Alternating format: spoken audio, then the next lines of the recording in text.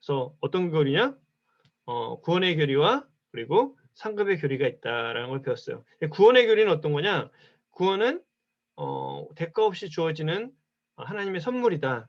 근데 상급은 우리가 구원받은 사람이 하나님을 기쁘시게 해서 받는 거다. 그러니까 뭐냐면 구원은 은혜로 받지만 우리가 하나님께 상급을 받는 것은 우리의 행위에 따른 것이다. 그리고 구원은 뭐냐면 현재 우리가 소유하고 있는 거지만 상급은 우리가 미래에 받게 되는 거다.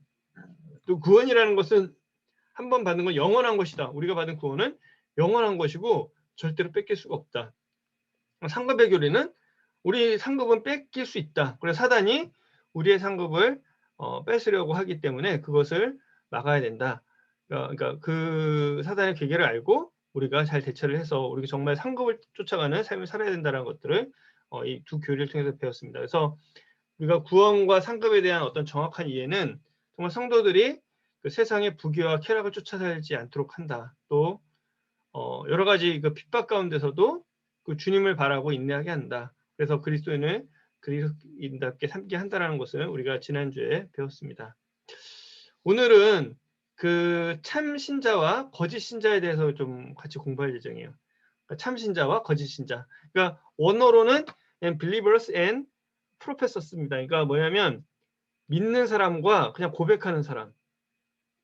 또 이 본문은 이제 원서를 좀 보다 보면 빌리버스라는 거는 똑같아요. 빌리버스 믿는 사람들. 근데 이 거짓 신자는 프로페서를 쓰기도 하고 또는 프리텐더라는 말을 쓰기도 합니다. 그러니까 가장하는 사람. 그러니까 거짓 신자에는 두 부류로 좀 나눌 수 있는 것 같아요. 뭐냐면 내가 진짜 믿고 있다라고 고백을 하는 사람이 하나가 있고 또 그냥 그리스도인 척하고 살아가는 사람들이 있다. 그래서 오늘 배울 내용들은 이 찬신자와 거짓 신자가 어떤 것인가 그리고 우리한테 어떤 의미를 주는지에 대해서 한번 좀 살펴보도록 하겠습니다. 오늘날 교회들의 문제가 있습니다. 그러니까 많은 교회들의 문제죠. 여러분 비슷한 내용들을 많이 했더라고 생각할 텐데 다시 한번 우리가 정리를 해보면요. 일반 교회에서 가장 큰 문제가 뭐죠? 그러니까 오늘날 교회가 굉장히 많은 욕을 먹고 있어요. 뭐 이번 주도 그랬고요.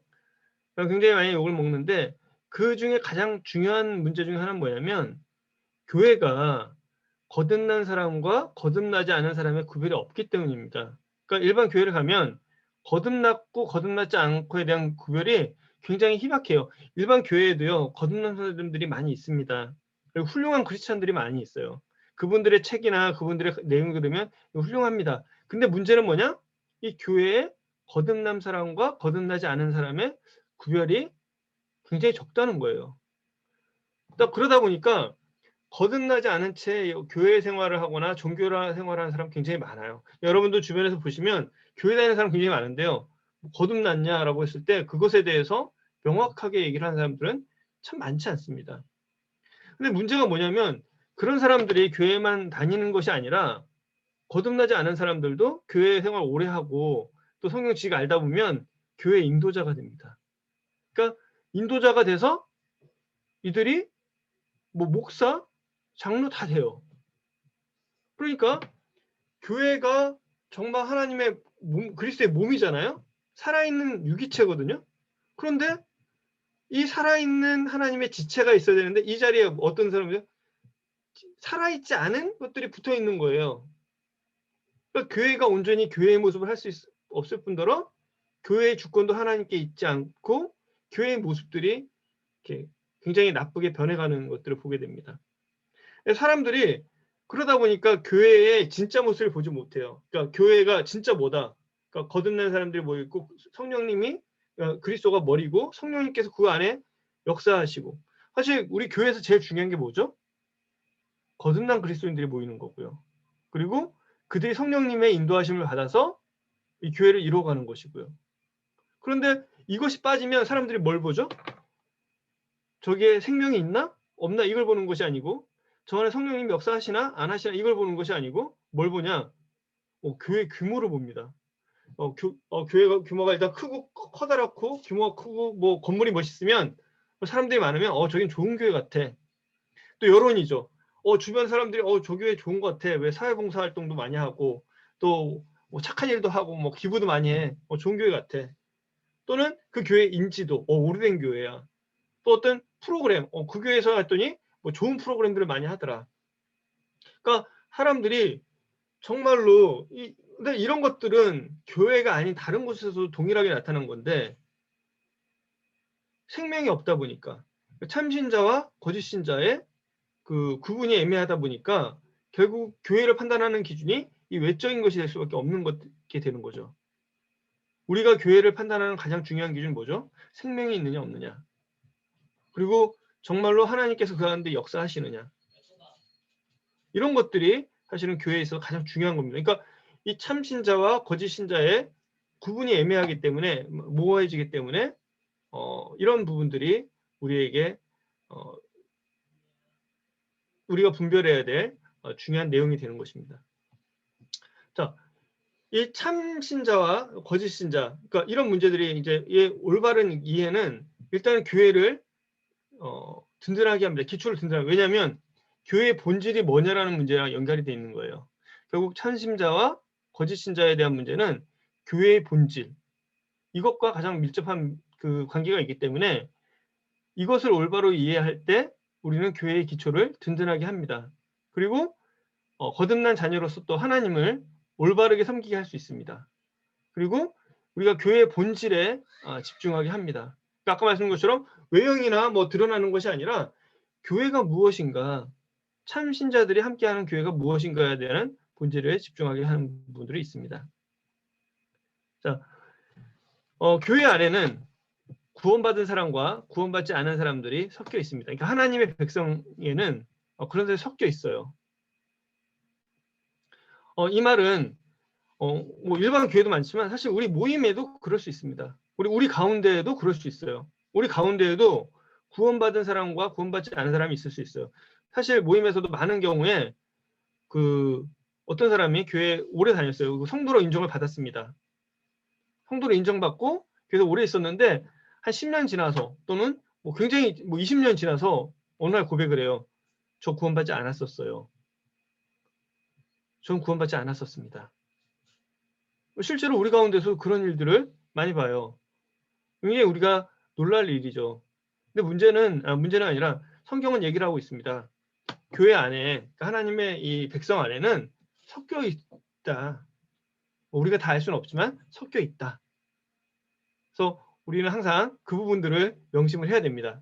그래서 구약에는 하나님의 백성 안에 두 부류의 사람들이 섞여 있는 것들을 좀 표현을 해요. 왜냐하면 가인과 아벨, 우리 창세기, 우리 교재를 보면 창세기에는 가인과 아벨이 있었다.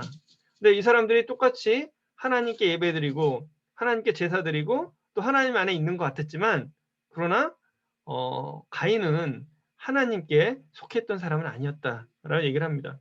그다음에 출애굽할 때 이스라엘 백성이 우리는 출애굽할 때 일반적으로 그 이스라엘 백성만 나온 걸로 생각하는데 사실 이스라엘 백성들한테 큰 문제를 일으켰던 건 뭐냐면 그들과 함께 섞여 온 사람들이 있었어요. 그러니까 이스라엘이 출애굽을 할 때 섞여 온 사람들이 있었습니다. 그래서 민수기 11장 4절에 보면 그들 중에 섞여 사는 다른 인종들이 탐욕을 품음에 이스라엘 자손도 다시 울며 이르되 누가 우리에게 고기를 주어 먹게 하려. 그러니까 이스라엘 백성이 출애굽해서 막 음식이 없다라 고기 달라라고 막 그 불평불만을 했었잖아요. 근데 그 원인이 뭐였다고요?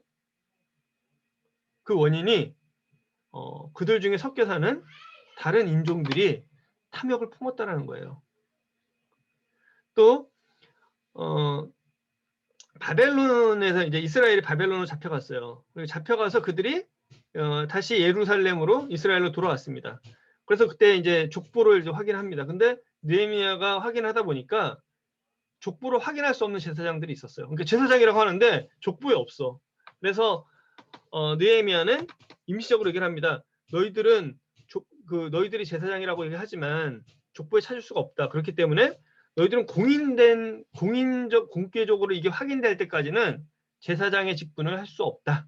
그러니까 그들은 뭐 내쫓지는 않았어요. 그렇지만 너희들은 그것이 확실할 때까지는 그 이스라엘 공동체에서 제사장의 역할을 할 수 없다라고 얘기를 합니다. 또 그 느헤미야 시대에 이스라엘 백성 중에도 섞여있던 민족들이 있었어요. 그래서 느헤미야 13장 1절에 그날 모세의 책을 낭독할 백성에게 읽어줬는데 그 축에 기록하기를 암몬 사람과 모압 사람은 영원히 하나님의 총회에 들어오지 못하니. 그러니까 이 말씀을 딱 하고 나서 어떤 일이 일어났죠? 일어났냐면 이 모압과 암몬 사람들 다 쫓아내요. 그래서 결혼한 사람들도 있을 거 아니에요. 결혼한 사람들도 다 쫓아냅니다. 구약에서도 하나님의 백성 안에 이렇게 섞여 있는 사람들이 있었다. 근데 하나님께서는 원하시는 게 뭐죠?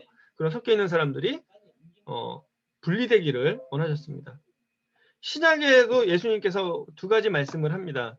곡식과 가라지의 비유를 하셨어요. 마태복음 13장. 여러분 뭐 잘 아시는 내용인데 이 곡식을 키우는데 알곡이 있고 곡식이 있고 가라지가 있다라는 거죠. 그래서 다 뽑을까요? 이 가라지 다 뽑을까 했더니 그러지 말아라. 예수님은 그러지 말라고 합니다. 이 가라지를 다 뽑지 말라고요. 왜? 그거 뽑다가 곡식, 알곡까지 뽑으면 어떡하겠니? 나중에 다 크면 알 수 있으니까. 그러니까 지금은 알 수 없지만 다 자라고 나면 딱 눈에 차이가 나거든요. 그래서 알 수 있으니까 그때 뽑을 거다. 지금 너희들이 뽑을 필요는 없다. 그리고 우리가 그 교회 하면 다 초대교회로 돌아가려고 하잖아요. 이게 초대교회 모습이 우리한테는 사실은 하나의 샘플인데 이 초대교회에도 뭐가 있었다고요? 초대교회에도 거짓 거짓 사도도 있었고 그 다음에 거짓 일꾼들 그리고 거짓 형제들, 거짓 선생들이 있었어요. 사실 이들로 인해서 교회가 문제가 많이 생겼습니다. 그래서 사도 바울은 이 서신서에서 거짓 교사, 거짓 형제들에 대해서 계속 경고하고 그들을 분리시키고 그들을 내어쫓으라고 바울은 계속 권고를 하고 있습니다. 그래서 고린도후서 11장 13절에는 뭐 이런 말씀이 있어요. 그런 사람들은 거짓 사도요 속이는 일꾼이니 자기를 그리스도의 사도로 가장하는 자들이다. 그러니까 어떻게 보면 우리 교회로도 볼 수 있죠. 우리 교회에 누가 있을 수 있다고요? 거짓 사도가 있을 수 있어요. 속이는 일꾼이 있을 수 있습니다. 그리스도의 사도로 가장하는 자들이 있을 수 있다는 얘기입니다. 그러니까 성도들이 어떻게 돼요? 성도들이 어떻게 해야 될까요? 깨어 있어야 돼요. 그래서 성도들이 그러니까 일반 교회는요. 일반 교파교회, 일반 교회들은 사실 성도들이 별로 깨어 있을 필요가 없어요. 왜? 목사가 다 하니까. 신학교 갔다 오고 그러면 다 권위를 다 인정해 주기 때문에 저 사람 목사지.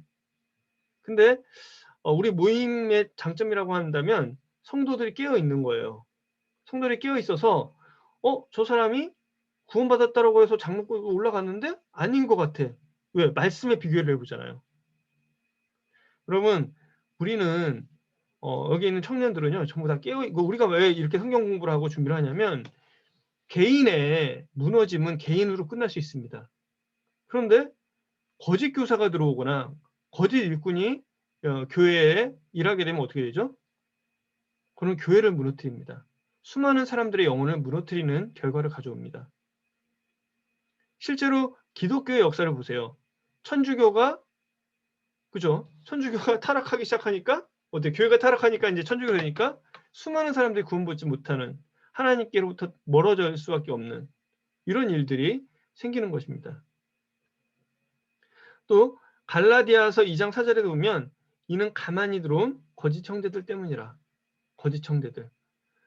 그러니까 오늘날 일반 교회는 이 문이 너무 넓어요. 근데 우리 교회 같은 경우는 우리 모임 같은 경우는 이 문이 굉장히 좁습니다. 그러니까 거짓 형제들이 없다는 얘기가 아니에요. 또 베드로서 2장 1절에 보면 그러나 백성 가운데 또한 거짓 선지자들이 일어나니까 구약에 거짓 선지자들이 있었다는 얘기죠. 이와 같이 너희 중에도 거짓 선생이 있으리라. 그래서 이렇게 경고를 했는데 결국은 이런 일들이 일어납니다. 하나님의 교회에 하나님의 백성들 가운데 이렇게 두 부류의 사람이 섞여 있을 수 있습니다. 성경은 이렇게 얘기합니다. 참 신자는 진짜 신자는 구원을 받고 거짓 신자는 멸망을 당한다. 그래서 이게 원서에는 이렇게 또 있어. 그러니까 단순히 이렇게 크리스찬인 거를 고백하는 사람들은 잃어버릴 것이다. 그러니까 여러분 뭐 잘 아시겠지만 군대 가가지고 신앙 고백만 하고 세례만 받으면 성도로 인정을 해줍니다. 일반 교회에서도 교리문답만 이렇게 하고 그냥 인정만 하면 성도로 받아들여져요. 교인으로 받아들여요. 전혀 어려움이 없습니다. 그런데 내가 뭐 신앙 고백하고 뭐 그 내용을 알고 내가 하나님 믿으면 좋겠네. 이게 성도인가요? 이게 신자인가? 아닌 거죠. 믿는다라는 것은 주님을 영접했다는 것이고 만났다는 거예요. 그러니까 주님과 개인적인 교제가 생겼다는 것이고 내 죄 문제가 전부 다 해결됐다라는 이런 것이 이제 믿음이라는 거죠. 근데 그렇지 않고 교회 생활하는 사람들이 너무 많다는 얘기입니다. 그래서 참 신자는 구원을 받고 거짓 신자는 멸망을 당한다. 그래서 참 신자에 대해서 이야기를 하고 있습니다. 요한복음 10장 27절. 여러분들 여기 교재에 나오는 이 내용들요. 말씀들을 정말 여러분들이 하나하나 잘 찾아보시고 여러분들이 그 말씀들을 꼭 읽길 바랍니다. 왜? 우리는 지식을 배우는 것이 아니라 하나님의 말씀을 대하는 것이기 때문입니다. 그래서 말씀이 진짜 여러분께 돼야 돼요.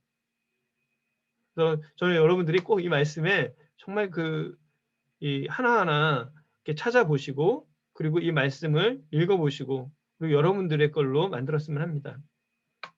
자, 참신자에 대해서 성경은 얘기를 하고 있습니다. 내 양은 내 음성을 들으며 나는 그들을 알며 그들은 나를 따른다라고 얘기를 하고 있어요. 내가 그들에게 영생을 준다. 주님께서 약속하셨어요. 영생을 준다. 그러니까 영생을 줬는데 영생을 줬다 뺐을까요? 영생을 줬다 뺏는 게 아니에요. 그죠? 영생은 영원히 멸망하지 아니할 것이요. 그러니까 여기에는 어떤 기준이 없습니다. 그러니까 내가 너희들에게 영생을 주노니 영원히 멸망치 아니할 것이요. 그들을 내 손에서 뺏을 자가 없니라. 그러니까 내가 구원 안 받겠다라고 해도 그러니까 일단 내가 하나님 만나고 나면 내가 구원 안 받을래요. 나 이제 다시 하나님 떠날래요. 떠날 수 있나요? 우리가 관계에서는 떠날 수 있지만 그러나 하나님의 손에서는 빠져나갈 수가 없습니다. 영원한 거예요. 요한복음 6장 39절에는 이렇게 말씀하셨습니다. 나를 보내신 이의 뜻은 내게 주신 자 중에 내가 하나도 잃어버리지 아니하고. 그러니까 주님께서 일단 내가 주님을 만나고 주님 앞에 있으면 주님 절대 잃어버리지 않으세요.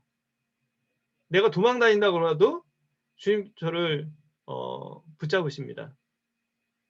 그리고 마지막 날에 내가 다시 살리겠다. 그러니까 주님께서는 이 진짜 믿는 사람들, 이 성도들에게 이렇게 약속하신 거예요.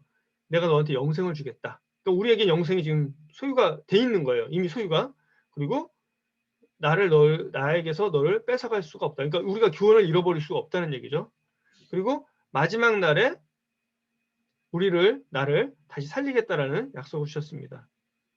또 마태복음 25장 10절에 보면 그들이 살아간 사이에 신랑이 오므로 준비하였던 자들은 함께 혼인장치에 들어가고. 그래서 우리에게 또 소망이 있어요. 우리의 소망은 뭐냐? 주님 만나서 주님의 혼인잔치에 들어가고 하나님과 더불어서 영원한 영생을 그 기쁨 가운데서 교제할 거라는 것이 우리에게 있는 소망입니다. 근데 거짓 신자, 그러니까 거짓 신자 여기서는 이제 또 그 프리텐더스라고 돼 있는데요. 거짓 신자, 그러니까 두 종류가 있겠죠. 아까 제가 처음 말씀드린 건 두 종류가 있을 거라고 생각합니다. 믿는다고 생각하는데 구원받지 못한 사람들. 그러니까 자기의 믿음이 무엇인지 정확히 모르는 사람들이 있는 거고요. 또 하나는 구원받지 않았음에도 불구하고 구원받은 사람처럼 교회 생활을 하는 사람들. 어떻게 이런 사람들이 있을까요? 그러니까 첫 번째는 우리가 이해할 수 있잖아요. 첫 번째는 구원받지 않은 내가 구원받은 걸로 착각하거나 아니면 내가 그냥 믿고 있다고 생각하면 살아갈 수 있잖아요. 그렇죠? 그건 이해를 해요. 근데 의도적으로 내가 크리스찬도 아닌데 크리스찬처럼 살아가는 거예요. 어떻게 이런 일이 있을 수 있죠? 교회 역사가 증명해 줍니다. 기독교가 공인이 되기 전까지는, 그죠? 콘스탄티노플 황제에게 공인되기 전까지는 사실은 이렇게 그리스도인이 되려고 하는 사람들이 많지 않았습니다. 근데 공인이 되고 나서는 그 내용이 달라졌어요. 로마 제국에서 그 콘스탄티누스 황제는요, 기독교를 공인했지만 그는 끝까지 크리스찬이 아니었어요. 맨 마지막에 죽기 전에 자기가 그 세례를 받았습니다. 그리고 나서 이 교회를 하나님을 믿지 않으면 뭐 공직이 제한되고 막 이러다 보니까 사람들이 어떻게 돼요? 믿음이 없어도 그냥 교회 나가서 교리 다 외우고 암송하고 그러면서 그 성직자들이 됩니다. 중세로 오면서는 믿음이랑 상관없어요. 그냥 귀족집 자제면 그냥 그 성직자 코스가 하나의 엘리트 코스고 신분 상승의 코스가 됐습니다. 그러니까 이런 사람들은 진짜 본인의 믿음과는 상관없이 그냥 다 신앙 고백을 하는 거예요. 이런 사람들은 그야말로 믿음과 상관없이 그냥 자기의 이권을 위해서 교회 생활을 하는 거죠. 오늘날도 사실은 일반 교회 가면 이런 경우들이 많이 있습니다. 하나의 직업이고 또는 이권을 위해서 뭐 그런 사람들이 많이 있어요. 우리나라 사람들이 해외에 이민을 가게 되면 교회를 나갑니다. 왜 나가죠? 거기에서 이제 생활해야 하고 적응해야 되니까 그 교회 가서 내가 믿음이 없더라도 그렇게 생활을 하는 거예요. 물론 그 자체가 많이 나쁘다고 생각하지는 않습니다. 하지만 그러나 내가 성도가 아님에도 불구하고 얼마든지 성도인 척하면서 이권이 있는 경우에 생활할 수 있다는 얘기죠. 사도행전 8장 13절에 여러분 아시는 것처럼 그 마술사, 마법사 시몬의 이야기가 있습니다. 시몬도 믿고 세례를 받은 후에 전심으로 빌립을 따라다니며. 생각해 보세요. 초대교회 얼마나 사람들이 신실하겠어요. 그렇죠? 초대교회 분들이 빌립 보세요. 얼마나 유능한 전도자입니까? 근데 그분이 복음을 이렇게 막 전했을 때 마법사 시몬도 세례를 받았어요. 주변에서 볼 때는 저 사람 완전 돌이켰네. 얼마나 그 당시에 센세이션하지 않았겠어요? 마법사가 구원받고 하나님을 믿는 사람이 됐어. 야, 저 사람은 진짜야. 그 사람 때문에 하나님께로 돌아온 사람도 얼마나 많았겠어요. 그런데 빌립이 따라다니면서 그러니까 이 시몬이 세례를 받고 빌립을 전심으로 따라다녔어요. 전심으로. 그 나타내는 표적과 능력을 보고 굉장히 놀랐어요. 어떻게 저런 일도 할 수 있지? 그리고 나서 베드로가 왔을 때 이럽니다. 내가 돈을 줄 테니 나도 저런 능력을 좀 갖게 해주십시오. 그때 이렇게 얘기합니다. 하나님 앞에서 내 마음이 바르지 못하니 이 도에는 내가 관계도 없고 분깃될 것도 없느니라. 시몬은 사실은 구원받은 사람이 아니었어요. 그는 사람들 빌립이 행하는 능력과 그리고 빌립이 얻는 그러니까 부대적인 거죠. 사람들이 그 빌립을 보고 따라가니까 본인이 가지고 있던 이 마법이란 게 아무것도 아니고 그러니까 저 능력을 갖고 싶었던 거예요. 그래서 그것을 위해서 믿고 세례를 받고 빌립을 따라다니면서 열심히 있었던 거예요. 그리고 그것을 가지려고 그러니까 목적이 그거였던 거죠. 그러니까 이 도에는 내가 관계도 없고 분깃될 것도 없다라고 얘기를 하고 있습니다. 요한일서에 보면 이런 말씀, 그들이 우리에게서 나갔으나 우리에게 속하지 아니하였나니. 그러니까 아까 본 것처럼 교회 안에 거짓 사도, 거짓 교사, 교짓 형제들이 있을 수 있어요. 근데 그들은 결국은 어떻게 되죠? 분리해서 나갑니다.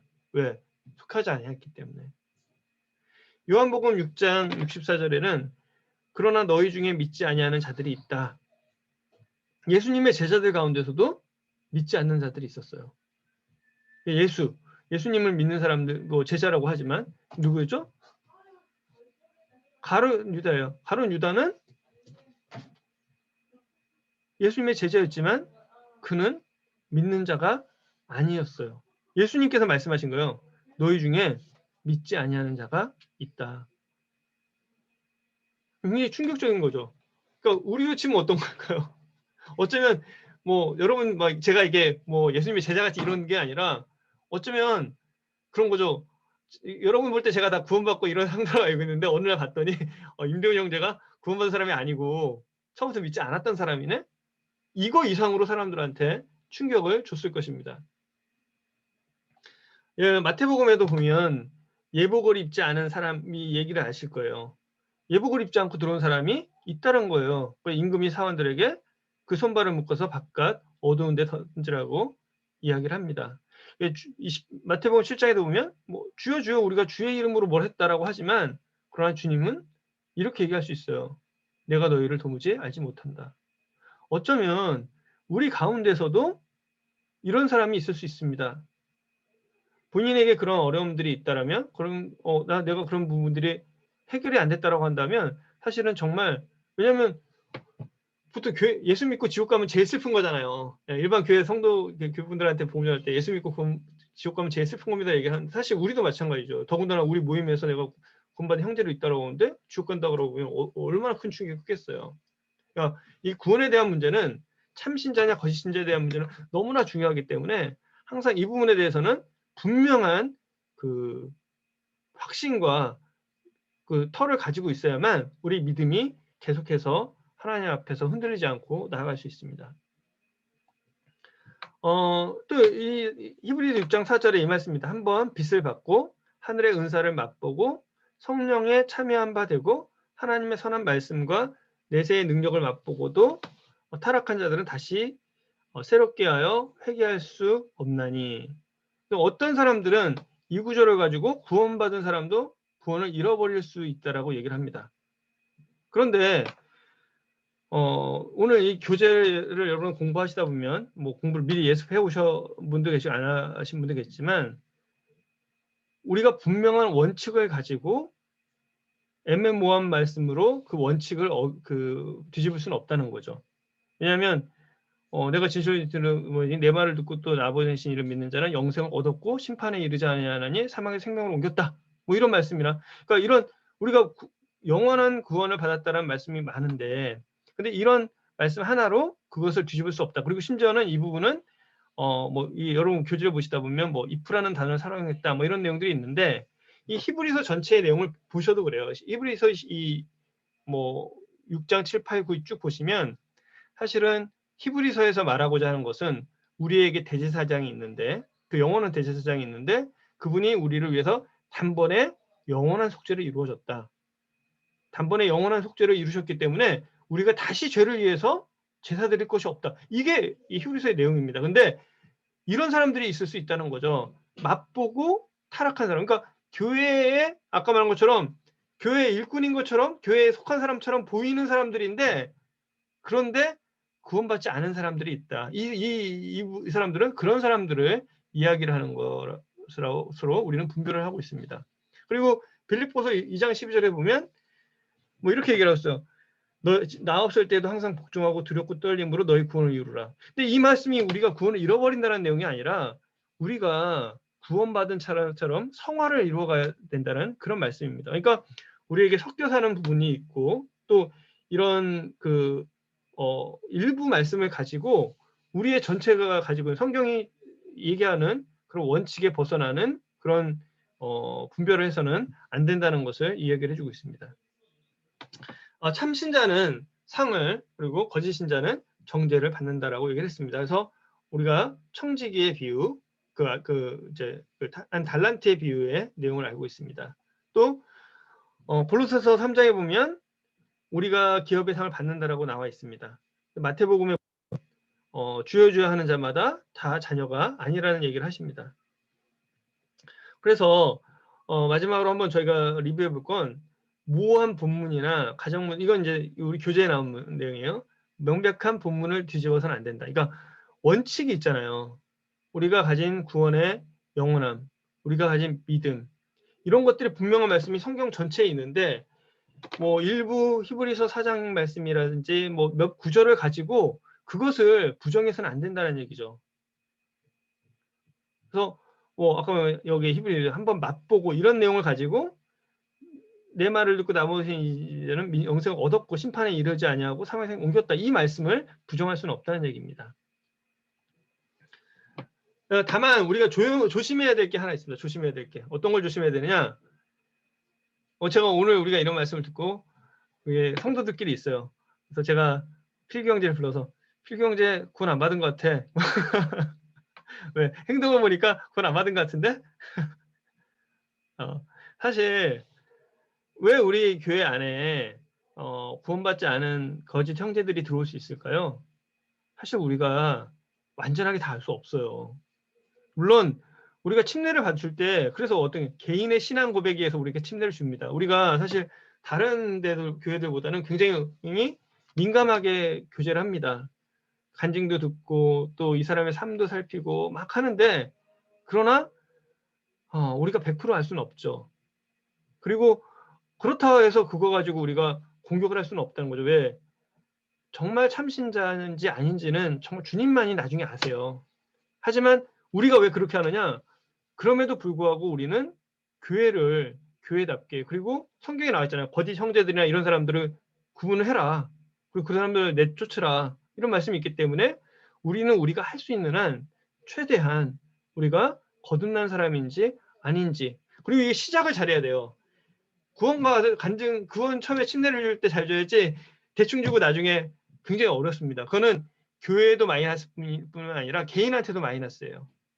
우리는 이렇게 사람이 신앙 고백하면 침례를 빨리 주고 성도를 맞아주고 싶죠. 그런데 사실은 그게 더 큰 나중에 어려움들을 가져올 수 있어요. 그 개인한테도 교회에게도. 종종 아까 제가 처음 말한 것처럼 그런 일들이 우리 가운데 있을 수 있습니다. 다만 우리는 오늘 배운 이런 내용을 가지고 구원 받았냐 안 받았냐 판단하는 데 쓴 것이 아니라 자기를 돌아보는 데 쓰고, 또 하나는 교회를 지키는 데 사용을 해야 됩니다. 오늘 그래서 우리는 이 말씀을 배우는 거예요. 우리가 오늘 저 사람은 거짓 신자지 이거를 하기 위해서 우리가 이 내용을 공부하는 것은 아닙니다. 교회의 본질과 그리고 또 성도로서 합당하게 살기 위해서 우리는, 그리고 내 자신을 비춰보기 위해서 오늘 이 공부를 하고 있습니다.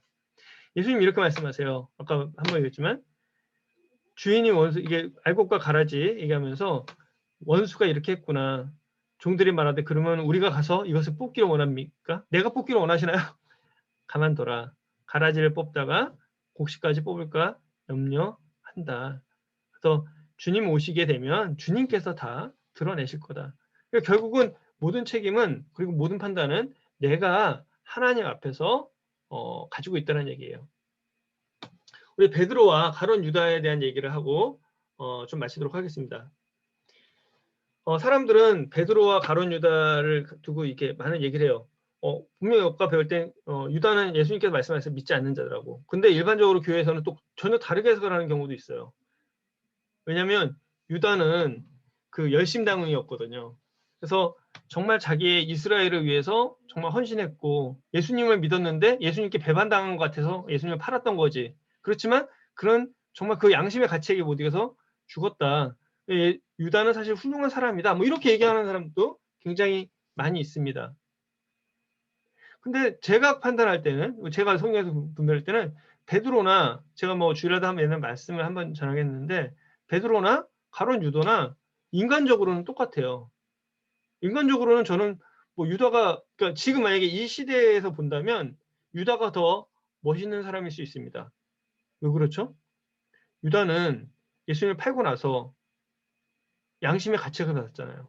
그리고 나서 어떻게 했어요? 제사장들한테 가서 나 이 돈 못 받겠다고, 내가 의인을 팔았다고. 제사장들과 장로들이 그럽니다. 우린 모른다. 네가 있으니까 네가 책임을 져라. 사실은 제사장들은 그렇게 얘기를 하면 안 되죠.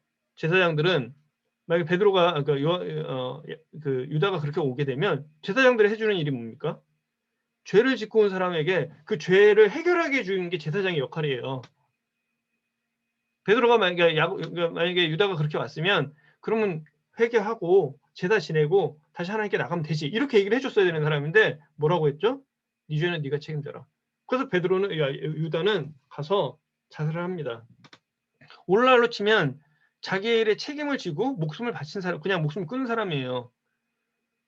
오늘날 많은 경우들 보잖아요. 아무리 죄를 졌다 하더라도 죽으면 목숨으로 그냥 끝내면 어떻게 해요? 더 이상 죄를 묻지 않아요. 그런데 베드로는 어떤가요? 베드로는 예수님 3번 부인했잖아요. 그리고 나서 예수님을 또 만났습니다. 그런데 나는 물고기 잡으러 간다고 해요. 그 예수님이 나타나서 또 얘기하죠. 네가 나를 사랑하니 3번이나 물어봐요. 그래서 예, 알겠습니다. 감동적으로 딱 하고 나서 또 뭐라고 하죠? 쟤는 어떤가요? 요한은 어떻게 되나요? 예수님께서 너는 이제 네 마음대로 다녔지만 이제 나의 멍에로 메고 다닐 거야. 그러니까 갑자기 쳐보면서 쟤는 어떤가요? 베드로 참 너무 인간적이고 우리랑 비슷하지 않나요? 약간 좀 뻔뻔하죠. 베드로 보면 굉장히 뻔뻔합니다. 근데 베드로와 유다에 대한 하나님의 평가는, 성경의 평가는 전혀 달라요. 아까 말한 것처럼 예수님께서는 처음부터 유다는 믿지 않았다고 했어요. 믿지 않은 사람이 있다고 했어요. 그리고 요한복음 6장 70절에 보면 예수께서 대답하시되 너희 중에 한 사람은 마귀라고 했어요. 예수님은 유다를 마귀라고 하셨어요. 12 제자인데도. 요한복음 10장 4절에 보면 제자 중 하나로서 예수를 잡아줄 가룟 유다가 말하되 이렇게 말하면 가난한 자들을 생각하면 그러니까 향유를 갖고 왔을 때 그걸 깨니까 야 왜 깼냐 그거 팔아가지고 예수님 가난한 사람 돕지. 근데 그는 예수님 말씀하세요. 그는 도둑이라고. 돈꾀를 맞고 거기는 그러니까 어쩌면 똑같이 보이고 그리고 예수님 그 베드로가 유다가 돈꾀를 맡았다는 건 그냥 신임을 받았다는 건데 근데 유다는 성도였던 적이 없던 겁니다. 베드로는 항상 성도였어요. 그는 뻔뻔해 보이지만 그러나 그는 예수님의 사랑과 자비 앞에 늘 나갔습니다. 오늘 우리가 이렇게 성경에서 여러분들이 이런 내용들을 잘 분별하고 또 자신에 대해서 한번 적용하고 또 우리가 교회에서 정말 교회 진리와 교회 모습을 지키기 위해서 이런 것들에서 깨어서 그 말씀을 이렇게 나누고 또 교회를 이루어가는 우리가 됐으면 좋겠습니다. 참 신자와 거짓 신자를 올바로 이해하는 게 교회의 기초를 든든하게 합니다. 그리고 거듭난 자녀로서 또 하나님을 섬기게 하고 또 우리 교회의 본질에 집중하게 합니다. 우리가 다른 교회들보다 작고 초라해 보일지 모르겠지만 그러나 이곳이 하나님께서 원하시는 교회 모습이다. 왜? 참신자들이 있는 곳이기 때문에. 그래서 오늘 말씀을 여기서 마치겠습니다. 기도하고 마치겠습니다.